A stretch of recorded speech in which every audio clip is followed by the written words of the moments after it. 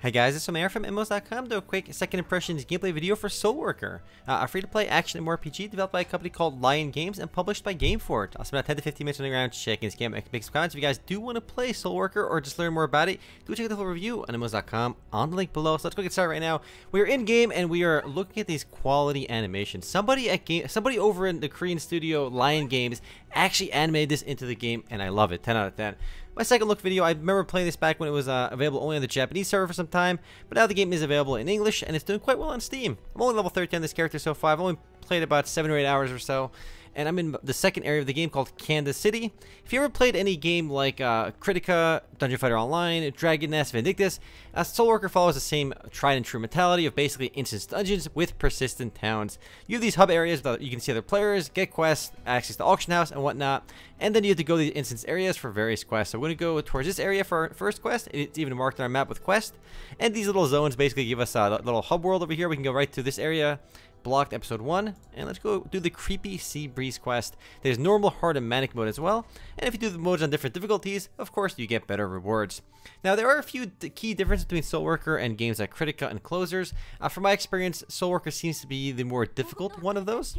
The game has some voice acting too, which is all in Korean and kind of nice. And you can see the lady in the top right over there. She looks kind of like the girl from what's her name, the anime, Psychopass. Kind of looks like the main character in Psychopass. But much like Closers and Kritika, a lot of these trash monsters are very easy to kill. They're really just there for basically fodder. Now, there are more difficult enemies in the game as well, which you'll probably see towards the end of these missions over here.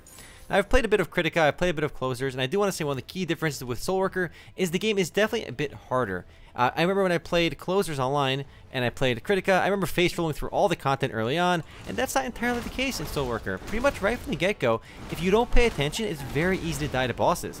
So even on the early levels, you have to actually be a bit careful, spam potions, and that's actually a really good thing in my opinion, because when I played Kritika or Closers, I remember I never actually even bothered to look at my loot, upgrade my weapons, use my skill points, because I would just let my skill points accumulate and spend them all at once. Whereas you can't really get away with that as much in Soulworker, so that is definitely one of the key differences. It's definitely a bit more difficult and more challenging, which makes the gameplay experience, I would say, feel more rewarding. Plus, this game has a very cute lolly female character and some gorgeous anime art. I mean, you see really good anime art in Kritika as well, but I do have to say, of Kritika, Closers, of the more recent games like this, I think Soulworker has probably the most beautiful art style of those games. It looks really crisp, and the anime art style and the animations are just overall superb. They do a great job with that. And unfortunately, there's only like 4 playable characters right now, and as with other games like this, you don't really get to make your own character. You get to choose one of the playable characters in the game, so they are gender locked, and there's only like 3 hairstyles and like hair color options, so you get very little customization options. So you can actually get different customizations in the cash shop if you're willing to pay for different hairstyles and whatnot. So you do have those options, but it's always kind of lame to play an MMORPG and have like very little customization. So anyway, kill these guys, bust out number 7 to do our Hysteria, which is our super mode. Once our meter fills up, we can do that. We just do more damage. We have super armor, and I think we get more like mana regen and stuff like that. But these enemies over here, we're going to kill this Power Rangers. They have super armor. They hit a little bit harder. We're a little over leveled for this area right now, so it shouldn't be too difficult at all. I think it's a pretty good gear too, because I actually bought some epic gear for myself because content was getting a bit challenging, and I actually had to do that because, you know, dying to bosses actually happens in this game. If you're not careful, you can easily die to these bosses.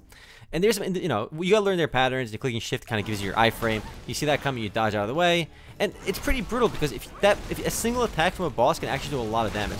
Like boom, I just lost like basically a quarter of my HP by getting hit once. Like, oh god, get out of there. Ooh, we almost got hit by that. Fortunately, if you just hit shift in time, you have a pretty good iframe, interruption frame over there to basically dodge as well.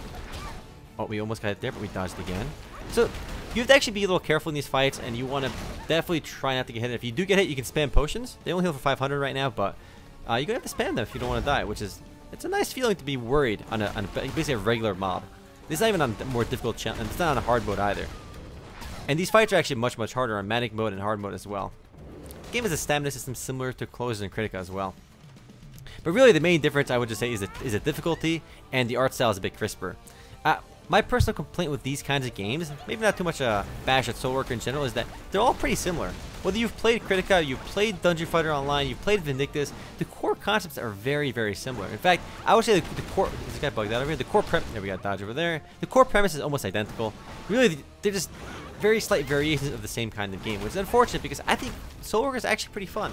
It's a game you can play for a while and have fun with, but it's unfortunate that the game doesn't have too much, you know, too much unique to it. If you've played DFO for a long time, there's no reason to quit that to play this. Though if you want something a little bit different, then try it. Maybe you're getting a little bored of it. But DFO still remains the most popular game of that variety. But this game is quite popular on Steam as of this video, at least. It launched with over 10,000 concurrent players, which is hella impressive.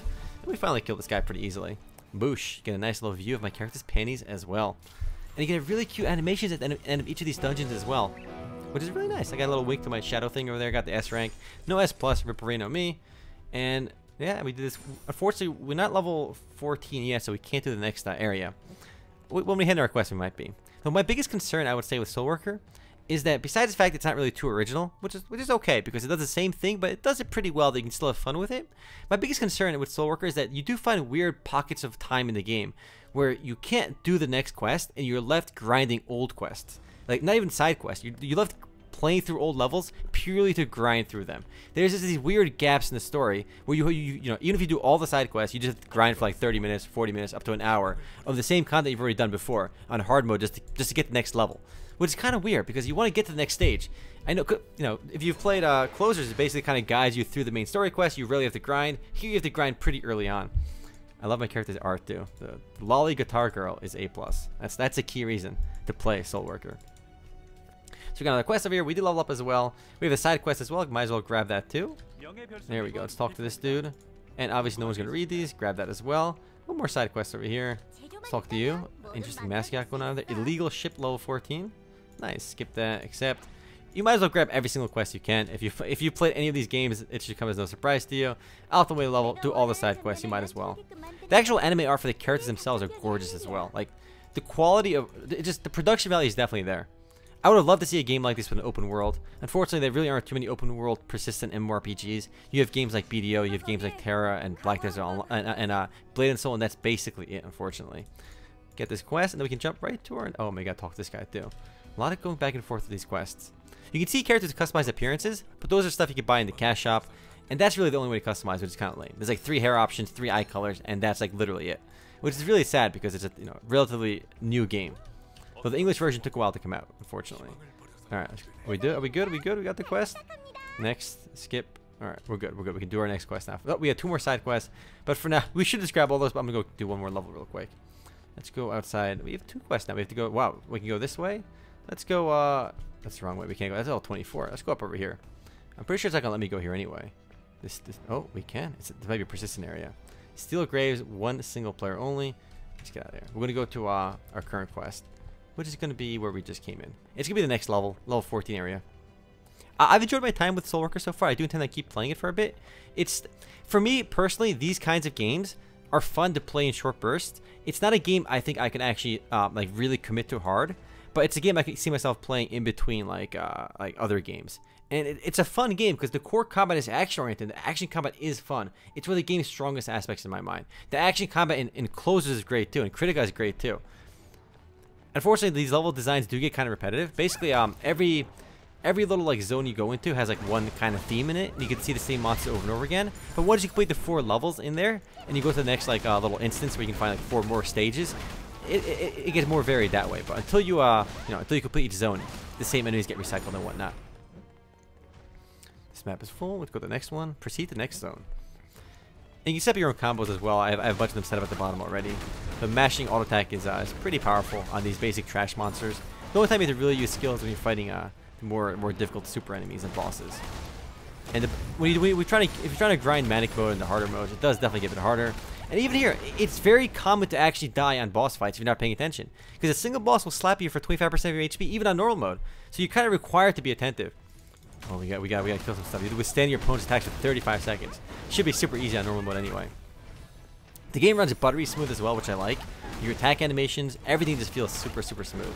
The thing that I hate about this game though is that really awkward pauses and grind, and I don't like the fact that it doesn't bring too much new to the table either. It's the same thing we've seen since the days of Dungeon Fighter Online. I just wish one of these games tried something a bit different. And the fact that customization is minimal too kind of sucks. But it's still a fun distraction.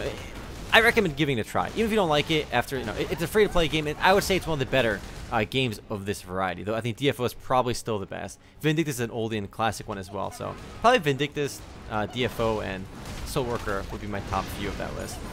This guy's dead too. Easy clap. Once you get a higher level, you can change your like super ability to. I have Hysteria right now. It's the one I have access to. I'll get another one later on though. I still love the fact that every time you jump, you get to see a little booty shot. The game is kind of like generous with freebies sometimes. You can get like some cosmetics in-game for free. Plus, you can trade cosmetics for in-game currency. So if you farm enough money, you can, you can buy it off somebody in the game's auction house, which is kind of neat, But it also allows people to pay real-life money to get cosmetics, and they can sell them in the auction house for more money. Let's kill this guy for some bonus currency. I think plus you can get some other goodies with like dailies you complete. But main way to get cosmetics is going to be through the cash shop, or basically buying it from someone who bought it in the cash shop through the auction house for a ridiculous amount. And the costumes themselves are pretty pricey if you buy them outright yourself. I've heard like $20 to $40 from what I've seen, which is definitely on the pricey end. But they look really nice. But I just can't justify spending that kind of money for a cosmetic. And if you don't spend money on cosmetics, you're gonna look very similar to other people. But the game does give you a few freebies early on too. Actually, you get some random gear. Like I got the little backpack on the back of my character, that little pouch over there, my little purse. It looks kind of nice, and you get that just from basically for free. You get a random gacha for that stuff, which is nice. Yeah, the game gives you a handful of those once in a while, which is definitely not terrible. Kill these guys. Now we gotta kill this guy over here. Easy juke. If you had shifted in the right time to dodge, you don't have to actually get out of the way. You can actually just dodge it with an iframe. And the combat is fun. Don't get me wrong. That's the most fun. That's my favorite part of this game: the difficulty and the content and the combat. I mean, most games that are like closers, they have the fun combat, but there's no difficulty. There is later on, but this game has difficulty early on to a degree where I actually look at my loot in this game. When I get a weapon upgrade, it feels meaningful. When I get armor upgrades, it feels meaningful. Which is something I can't say for most games like this. Now, whether it'll hold its water later on in the game is different. I might do a third look video when I'm higher level in the game. But right now, I'm enjoying myself playing this pretty casually. It's not a game I can see becoming my main game or anything like that, but I'm still having fun with this one. And I intend on keep playing. Let's go wreck this level 14 War Rage. Easy dodges. He's got 8 life bars. They go away so quick. And if you get hit again, you can die. I've actually died doing some of these normal missions in the past before. I've actually died doing them, and I can't say that's happened to me in Kritika or even closers. And I played that even longer, and I'd never found difficulty. And I remember in closers, I wouldn't even use my skill points. I had like 40 skill points, or like 30 skill points, and use them all at once because I almost got wrecked over there because I was taking a lot of damage, but we got him. Give me that triple. Give me that S+ rank, boys. There it is. Boom. S+. And you can see the experience you gain for completing this quest and whatnot. It's not a lot of experience for doing these in normal modes, but if you do them in Manic and hard mode, you get better loot and better XP. But I'm liking what I see so far. It's free to play. It's got several thousand people playing on Steam at once, which is give it a try. Yeah, don't expect anything too crazy, but it's like Kritika, it's like Closers, it's like Vindictus, but it's got this anime aesthetic and it works pretty well. And you got some really cute animations in the game. But yeah, if you want to give Soulworker a try, give it a try. Check out the full review on MMOs.com on the link below. Anyway, guys, later.